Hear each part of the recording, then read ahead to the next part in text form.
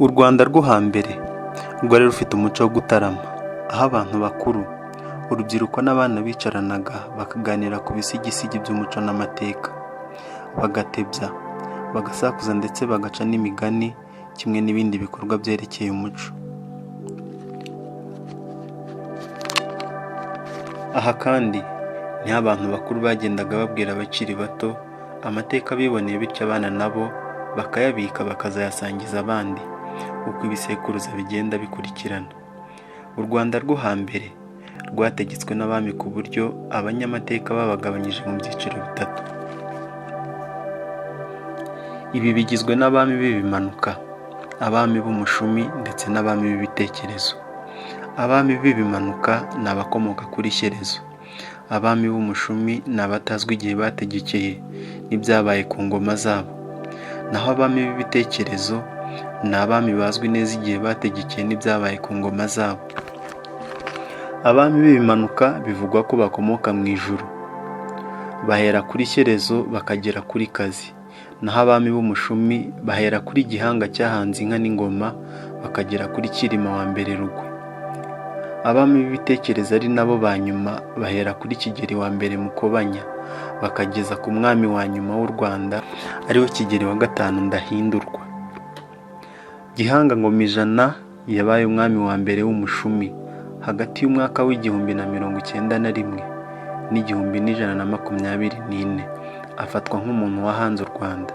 Uyu mwami witwa Gihanga niwe ntangiriro y'ubutegetsi bw'ingoma nyiginya, fondateur de la dynastie. Ni nawe washyizeho gahunda y'igihugu gitegekwa n'abami. Nk'uko umwanditsi mu by'amateka y'u Rwanda Padiri Alegisi Kagame yabigaragaje mu gitabo Inganji Karinga, umwami Gihanga Ngomijana ntagira amazina y'ababyeyi nk'uko byari bisanzwe bikorwa ku bandi bami b'u Rwanda. Gihanga ngo niryo zina rye ry'ubwami, naho Ngomijana rikaba izina ry'igisingizo yahimbiwe n'abasizi bashakaga kugaragaza ko ari we waremye ingoma i Rwanda kandi ko izahoraho. Kuva ubwo abami bagiye basimburana, kandi buri wese akagira umwihariko ku bikorwa akora bituma byibukirwaho mu mateka kugeza ubu.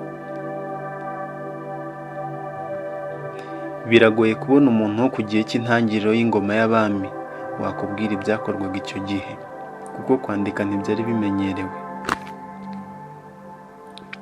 Amabanga akomeye y'igihugu n'ibindi bikenewe kubikwa byari bifite abahanga babishinzwe, babifataga mu mutwe maze bakajya babivuga mu gihe bikenewe. Mu kiganiro twagiranye n'umusaza w'imyaka 80 wabanye cyane n'abasogokuru bamubwiraga amateka ubwo babaga bataramye mbere y'uko batabaruka, yakomoje ku nkomoko y'ubwire mu Rwanda.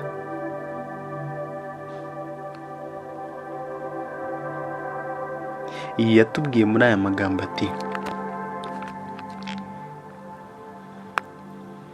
kera sogokuru na data batari bitaba Imana bakundaga kunganiriza ku mateka. Bambwiye ko uyu mwijima tubona mu Rwanda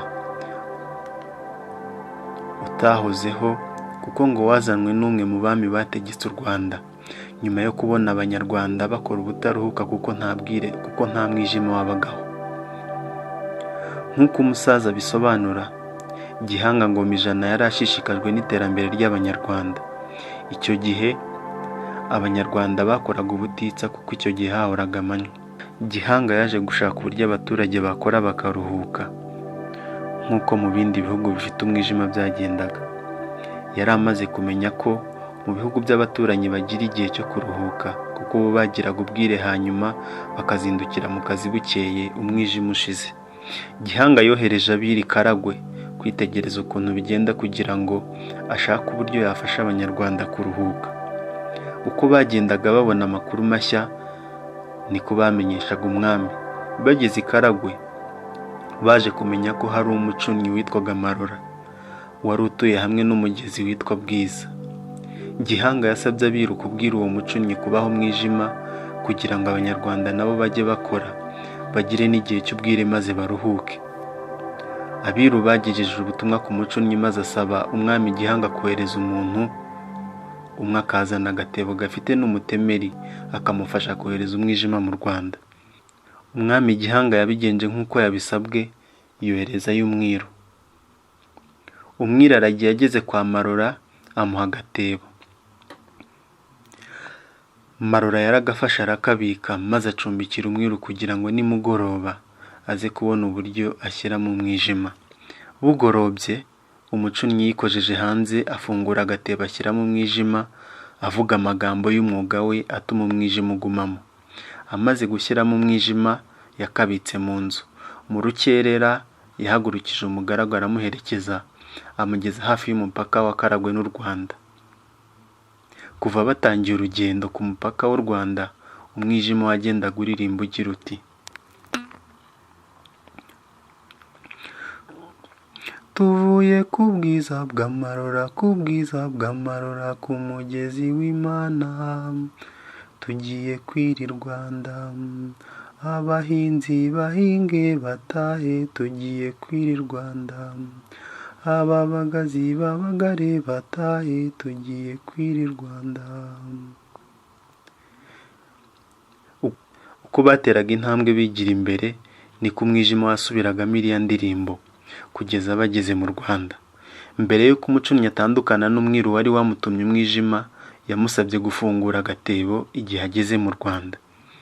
Umwiru akigera mu Rwanda, umwijima wahise urekera aho kuririmba, maze umwiru afungura agatebo nk'uko yari yabisabwe. Agifungura agatebo, umwijima wahise ukwira mu Rwanda hose. Watangiye uri muke buhoro buhoro, kugeza ubwo hacura umwijima w'icuraburindi, ku buryo umuntu atabasha kubona undi. Abanyarwanda bari mu mirimo baryamye aho bari, kuko batari kumenya aho banyura. Naho umwiru acumbika ku rugo rwari hafi aho ngaho umwijima wamufatiye. Bukeye umwiru yafashe inzira abwira umwami iby'urugendo, maze umwami aramushima.